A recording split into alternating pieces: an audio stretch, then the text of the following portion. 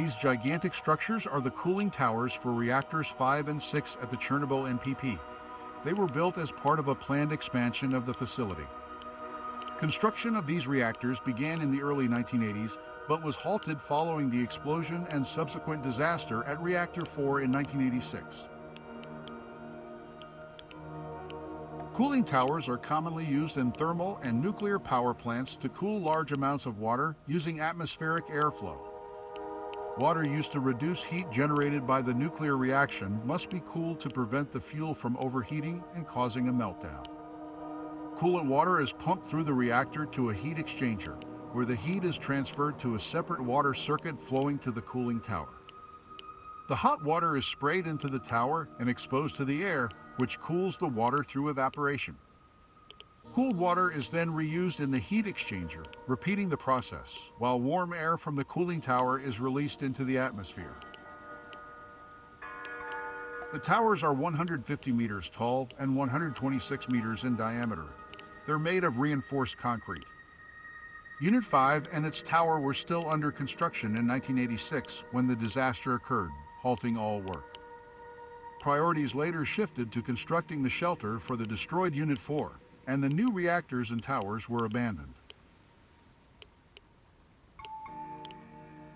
Nowadays, the Chernobyl towers and their artificial islands surrounded by a channel are a popular tourist attraction. On the 30th anniversary of the disaster, an Australian artist painted a mural inside the 110-meter tower, using a 1986 photograph by photojournalist Igor Kostin.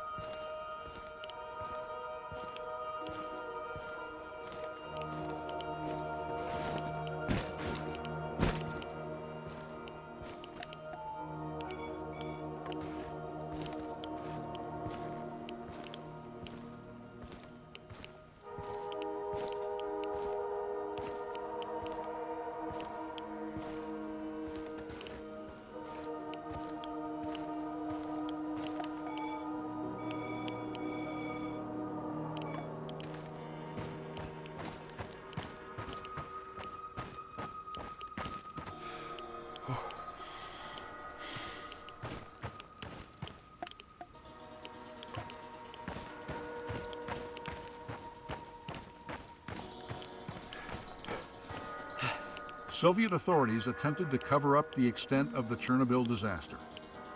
The Soviet government downplayed the severity of the incident and initially reported only 2 deaths and a few more injured. They also tried to keep the details of the incident secret, with only limited information released to the public. No, the international community soon realized the gravity of the situation as radioactive particles were detected in other countries.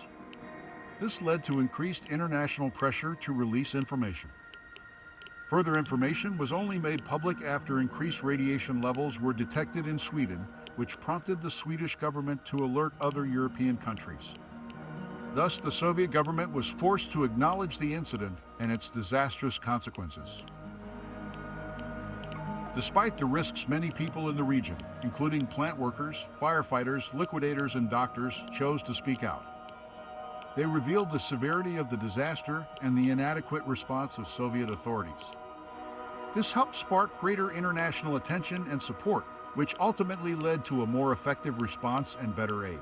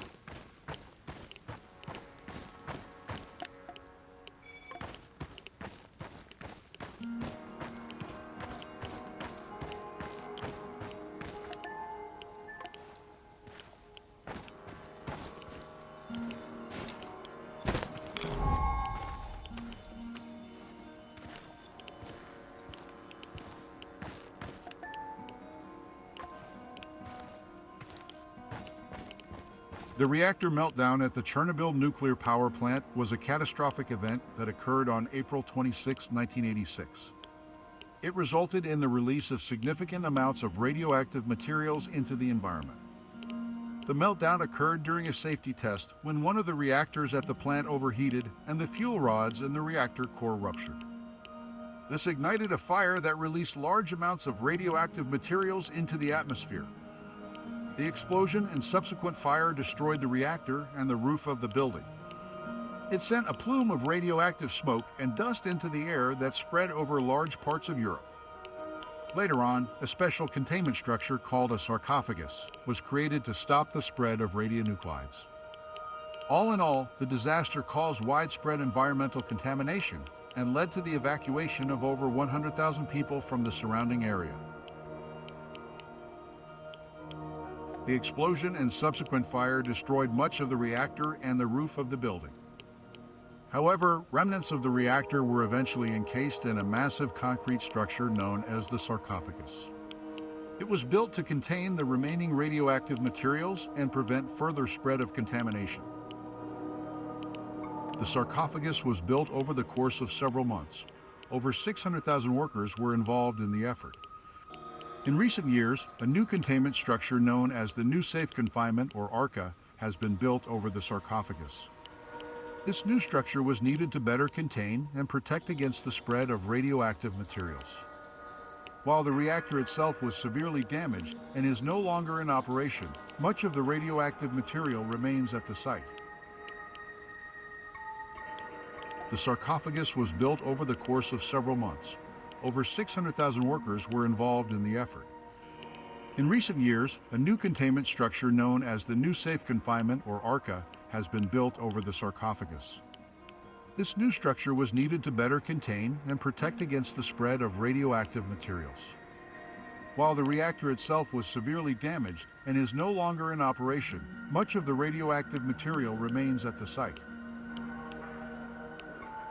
The Chernobyl disaster was caused by a combination of factors, including design flaws in the reactor, operator error, and an inadequate safety culture. However, several Soviet officials were charged with negligence, including Chief Engineer Anatoly Dyatlov. Several other individuals were also charged, including Shift Supervisor Boris Rogozhin and the head of the power plant, Viktor Bryukhanov. On the night of April 25-26, 1986, prior to a scheduled maintenance shutdown, Soviet technicians conducted a turbine test on Unit 4 of the Chernobyl NPP. They mistakenly disabled the emergency cooling system and other important safety protocols to perform the test. A series of errors caused a buildup of steam, which led to the reactor overheating. At 1:23 a.m., two powerful explosions ruptured the steel and concrete lid and sent a fireball into the sky, releasing a large amount of radioactive material. The situation was made worse by the subsequent outbreak of several fires, including one inside the reactor core that lasted for 10 days.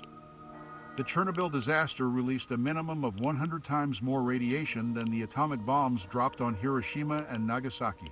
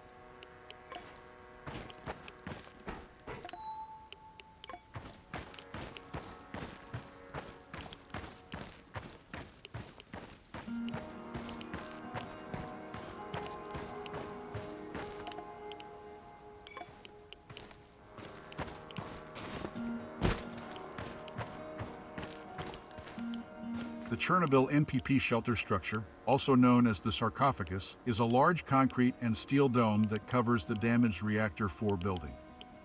The sarcophagus was built to contain radioactive materials following the 1986 disaster and to protect the environment from further contamination. However, due to deterioration, a new structure called the New Safe Confinement was built and completed in 2016.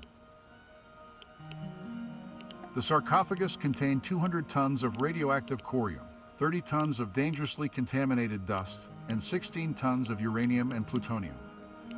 The Russian name for the structure, Obyekt Ukryte, means covering. The design of the original sarcophagus started on May 20, 1986. Construction took 206 days and involved 8 stages, including clearing the area and laying concrete around Reactor 4, erecting protective walls, covering the turbine hull, and installing a ventilation system. The construction used over 400,000 cubic meters of concrete and 7,300 tons of metal framework. It resulted in the enclosure of 740,000 cubic meters of heavily contaminated debris and soil.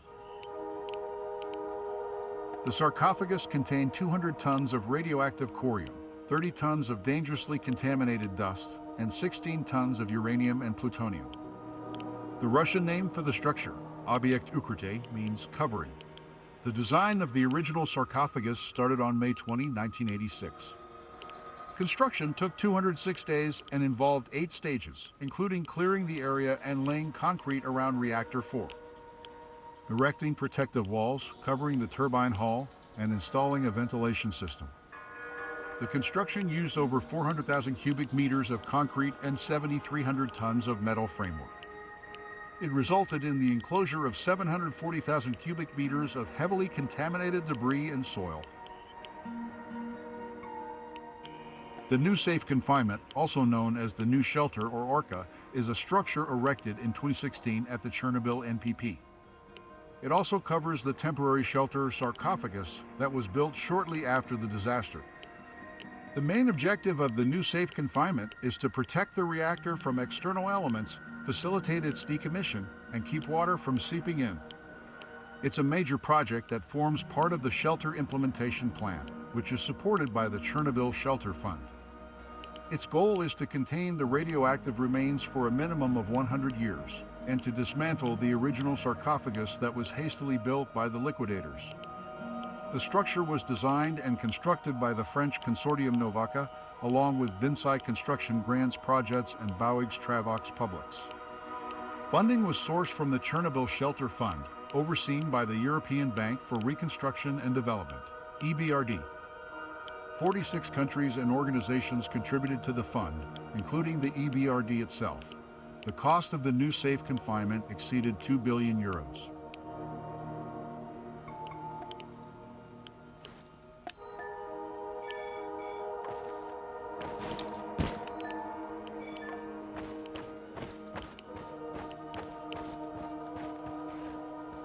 Train cars like this one were used to transport irradiated meat after the disaster.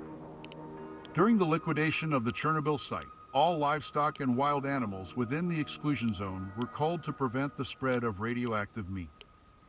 When irradiated meat appeared in Moscow stores, the Soviet health minister raised the alarm and halted sales of meat from the exclusion zone. However, the Moscow party bosses ensured their own supply was safe to eat.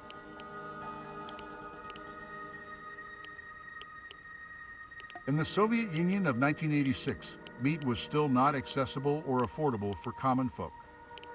Beef was especially scarce.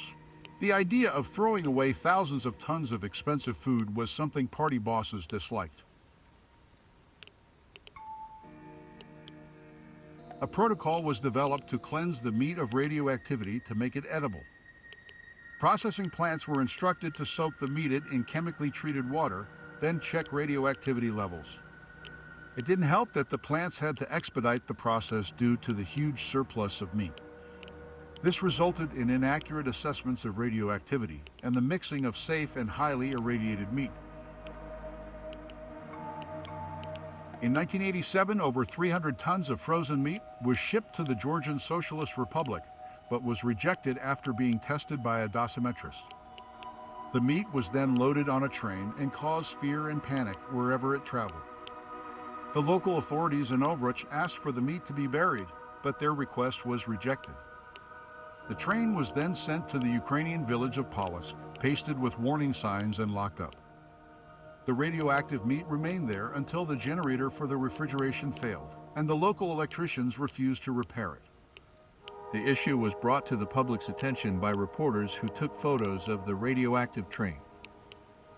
KGB agents eventually buried the meat in South Belarus in a concrete-lined pit.